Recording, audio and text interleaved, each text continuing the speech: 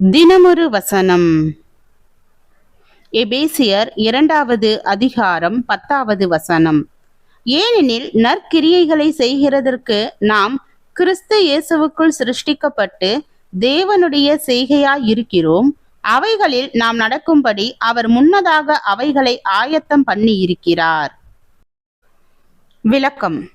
நீங்கள் ஒருவரை அதிகமாக நேசிக்கும் போது இருவரும் ஒரே நோக்கத்தை பெற்றிருக்க வேண்டுமென்று வாஞ்சிக்கிறீர்கள். அதை போலவே உங்களுடைய பரலோக பிதா உங்களை நேசிப்பதினால் தம்முடைய மகிமையான நோக்கங்களை நிறைவேற்றுவதில் நீங்கள் மனமுவந்து பங்கெடுக்க வேண்டுமென்று அவர் விரும்புகிறார். நம்முடைய உதவி இல்லாமல் தேவனால் கிரியை செய்ய முடியும். ஆனால் நம் ஒவ்வொருவருடைய வாழ்க்கையை குறித்த அவருடைய நோக்கத்தை நம்முடைய முழுமையான ஒத்துழைப்பு இல்லாமல் நிறைவேற்ற முடியாது. இந்த உண்மையை வலியுறுத்துவதற்கு நாம் சில வேளைகளில் தயங்குகிறோம்.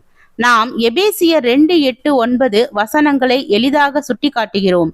கிருபையினாலே விசுவாசத்தை கொண்டு இரட்சிக்கப்பட்டீர்கள்.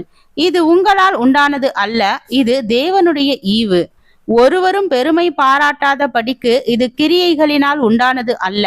ஆனால் இதற்கு எதிரடையாக சிந்திப்பதற்கும் தற்பெருமை கொள்வதற்கும் நாம் விரும்பாததினால் நாம் தொடர்ந்த நற்கிரியைகளை குறித்து கூறும் 10ஆம் வசனத்தை தியானிப்பதை தவிர்க்கிறோம். என்றாலும் பவுலின் கருத்து தெளிவாக உள்ளது. நாம் நற்கிரியைகளினால் இரட்சிக்கப்படாவிட்டாலும் நாம் நற்கிரியைகளுக்காக இரட்சிக்கப்பட்டோம். தேவன் நம்முடைய நற்கிரியைகளை ஏற்கனவே திட்டமிட்டிருக்கிறார் என்பது நம்மால் விளங்கிக் கொள்ள முடியாத ஓர் உண்மையாகும். நாம் தேவனுடைய உடன் வேலையாட்களாக அவரை நிறைவேற்ற வேண்டும். ஸ்டேடியோ வேரியஸ் வயலினை உருவாக்கிய ஆண்டா நியோ ஸ்டேடிவேரி தேவனை குறித்து இவ்வாறு கூறுகிறார். ஆண்டா நியோ இல்லாமல் தேவனால் ஆண்டா நியோ ஸ்டேடிவேரியின் வயலின்களை உருவாக்க முடியாது.